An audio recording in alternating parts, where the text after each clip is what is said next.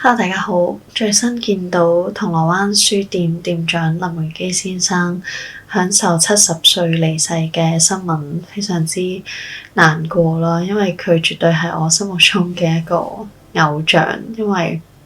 可能嗰陣做記者嘅時候，差唔多頭一兩個好重大嘅記者會就係呢一個。咁嗰陣仲只係一個 part time 啦，跟住喺立法會入邊係逼滿晒好多記者啦，水泄不通。然之後嗰陣都唔知發生咩事，淨係知道有啲大鑊嘢發生。咁佢好瘦啦，跟住講嘢好細聲啦。我記得大家其實都現場其實好難聽到佢講啲咩，即係都要控到好前先至會聽到。咁後尾就睇翻佢嘅好多訪問啦，佢後尾嘅節錄嘅講嘢係真係好勇敢咯，只可以話你俾人擄走咗8個月，俾人囚禁，跟住又唔知道會對你身邊嘅人造成啲咩影響。咁當然佢話佢自己係5個書商入邊負擔最少嘅一個，咁所以佢先至企出嚟啦。但我自己覺得佢做嘅呢個決定真係好有勇氣，同埋對於當時嘅香港人，或者到我而家都係有一個好強烈嘅反思，會覺得就算我冇佢咁勇敢，我都應該向住佢呢一個目標同埋方向去前進咯，而唔係俾藉口自己咩都唔做，做一隻港豬。因為有時你嘅歲月正好，其實係因為好多前人、好多其他人幫你背負咗相關嘅代價。林榮基先生嘅情況都令我覺得好唏噓啦，因為佢當時好似有個家姐，跟住又借有個喺大陸嘅女朋友，咁所以佢就覺得自己係負擔最少嘅一個。所以即係佢都算係將佢身邊嘅呢啲人擺咗喺威脅當中啦，咁但係佢係為咗一個更加大嘅公義。咁但係我相信呢個世界有好多人係 put family first 啦，即係會覺得屋企人嘅安危或者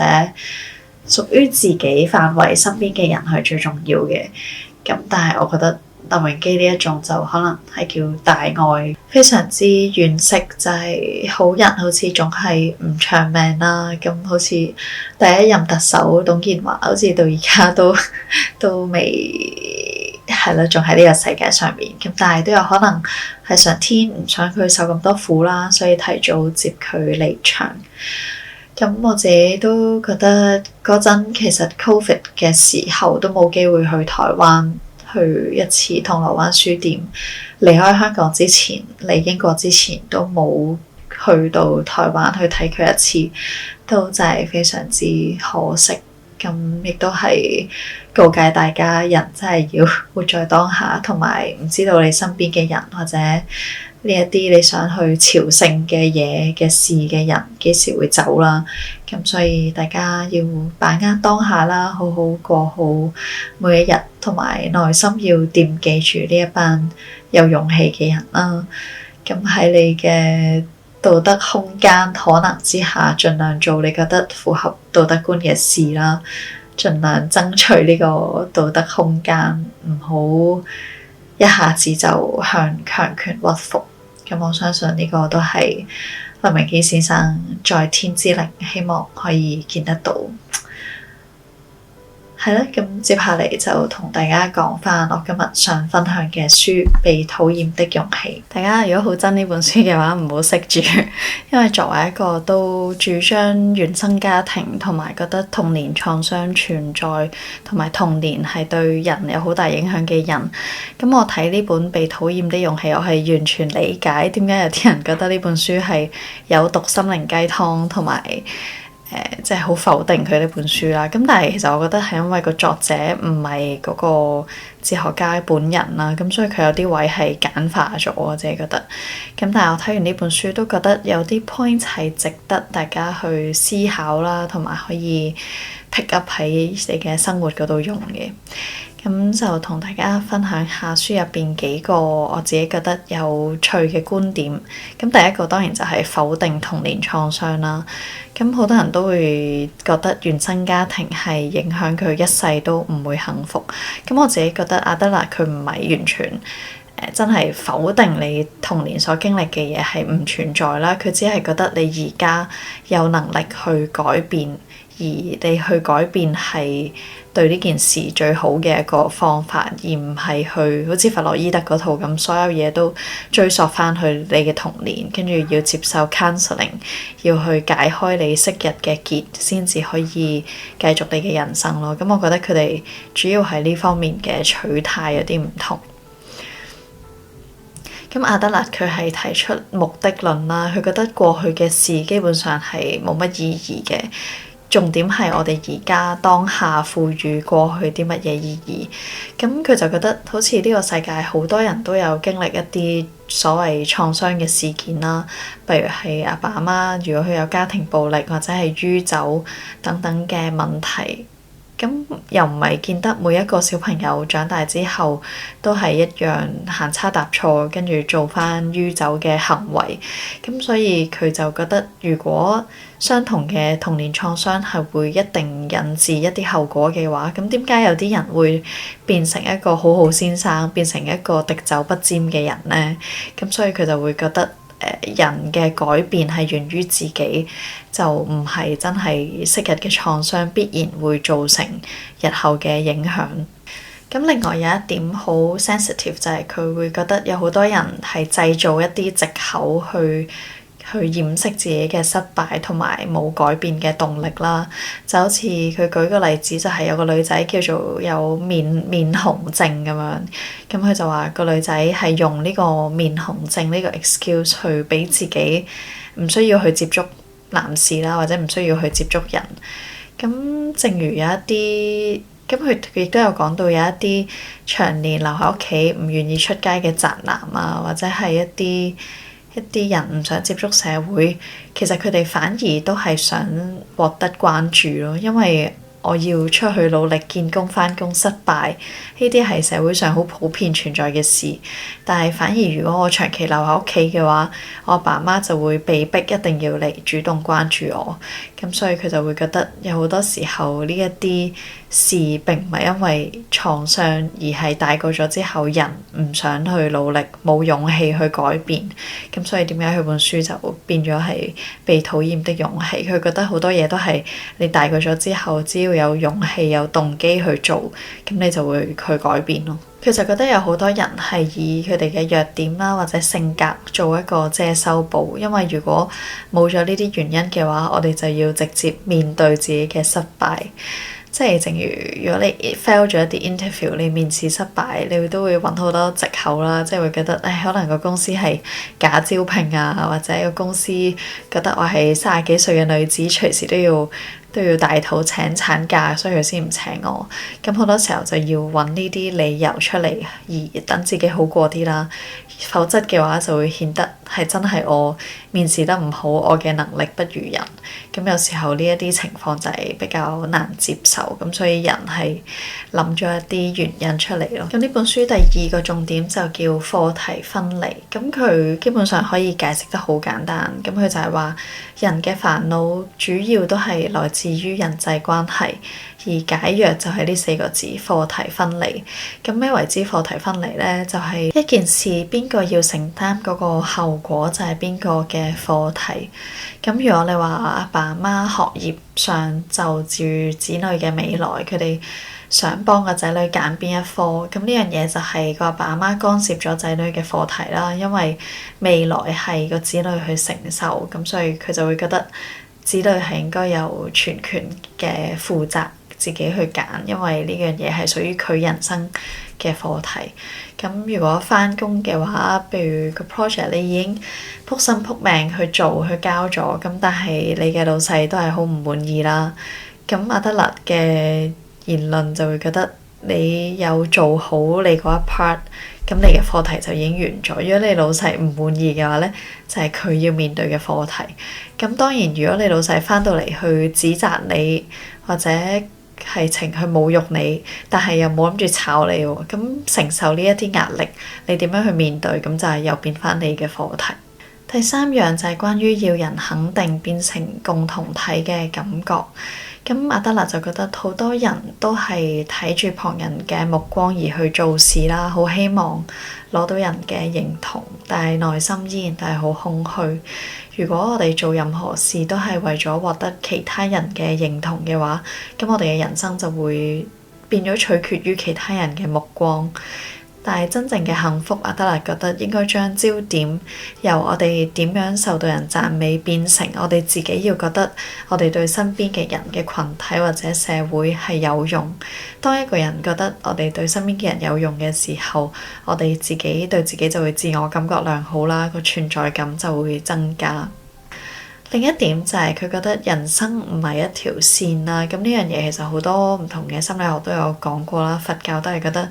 要活在當下啦，人唔應該以個終點為目的，即係好似我哋去旅行咁樣，呢個人生旅程。假設你去日本，你係 set 咗要去睇富士山，但係你嘅旅程唔會因為突然間睇唔到富士山而冇任何意義㗎嘛。你嘅旅程由你執行李、上飛機、沿路搭火車遇到嘅人同事，好嘅壞嘅，呢啲全部都係你人生旅程嘅一部分。所以唔一定要去到富士山嗰一刻先開心，我哋應該每一日都享受當下，享受我哋嘅 ups and down， 咁先至算係過我哋好嘅人生旅程。聽完佢嘅講法，我自己覺得課題分離嗰一樣嘢都係幾有阿 Q 精神嘅問題咯，即係過度簡化咗好多嘢，譬如面對一啲天災人禍啊，或者社會不公啊，一啲制度嘅問題啊，咁人活喺呢個社會，喺呢個政府之下，可以點樣課題分離呢？咁另外佢否定咗創傷，有時會將啲責任推返俾個體，佢冇勇氣去做。咁有好多醫生心理學就會覺得係對受害者嘅二次傷害咯，即係唔係所有嘢都係個體可以冇受影響而去有勇氣作出改變。即係其他嘅學派會覺得個影響就係存在，而個影響就係會影響到佢當下冇勇氣去改變，或者一定要接受一啲 counseling 撫平咗過去嘅傷口，先至可以繼續向前行咯。放諸喺譬如而家好崩壞嘅香港或者係英國嘅問題，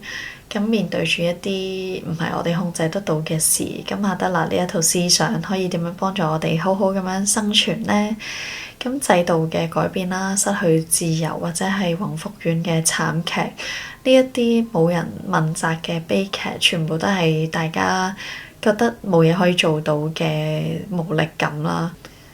呢度課題分離就唔係好準確啦，咁我哋可以應用斯多葛嘅呢一套心理法，就係控制二分法，係呢個世界好多嘢你控制唔到啦，咁但係另一邊就係你控制到嘅嘢，而我哋當下控制到嘅嘢就係我哋內心嘅記憶啦、思考啦，我哋點樣過我哋嘅每一日，睇啲咩書、講啲咩、幫襯啲咩鋪頭、傳承啲咩歷史，點樣拒絕被同化，要記住某一啲嘅事件。咁呢一啲微細嘅個人個體嘅行為，都係應對住成個大潮流無力感嘅一種對抗。咁第二，喺咁大嘅崩壞大環境之下，人其實反而係一定要揾到共同體嘅感覺，因為個人其實係好容易走入虛無主義，覺得咩都做唔到，好容易有習得性無助。咁但係人嘅救贖就在於我哋嘅連結啦。大環境如果崩壞咗，我哋個體就應該結集起嚟，有一啲小嘅連結，不論係守護本地嘅鋪頭仔啊，或者係大家一齊組成一啲地下嘅組織去搞讀書會啊，或者係去搞一啲展覽等等等等。喺日常生活之中，我哋要有連結啦，我哋要對身邊嘅人好啦，我哋要信任陌生人，同埋要繼續講真話。咁呢一啲往往係人與人之間嘅圍爐，就可以喺大環境之下帶嚟到安撫嘅感覺。因為只要我哋對另一個個體有貢獻，咁我哋依然會覺得自己係有價值嘅人。另外最老土就係活在當下啦，因為根本冇人知道5年後、10年後呢個社會大環境會變成點啦。咁但係我哋每一日嘅生活，我哋可以睇書、睇電影，同我哋身邊嘅朋友、情人好好相處，唔需要不停去 loop 令你唔開心而你又無能為力嘅新聞。咁呢一樣嘢都係我最近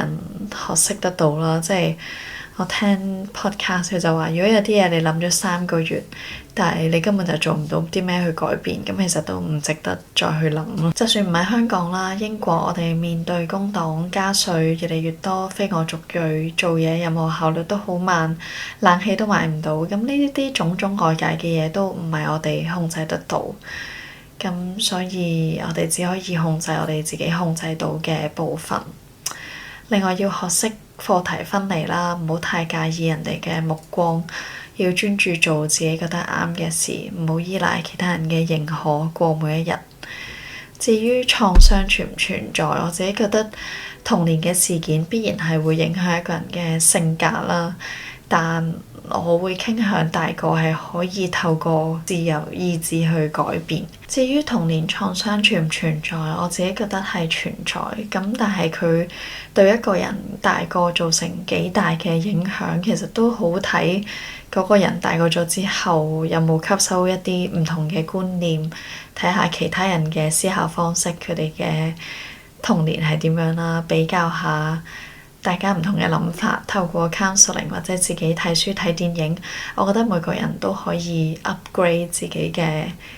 嘅版本咯，即係好似電話去 upgrade 咁。人係唔可以踏入同一條河流2次啦，每分每秒其實我哋都係一個新嘅 version。聽日嘅我哋注定係比今日嘅我哋識得更加多嘢，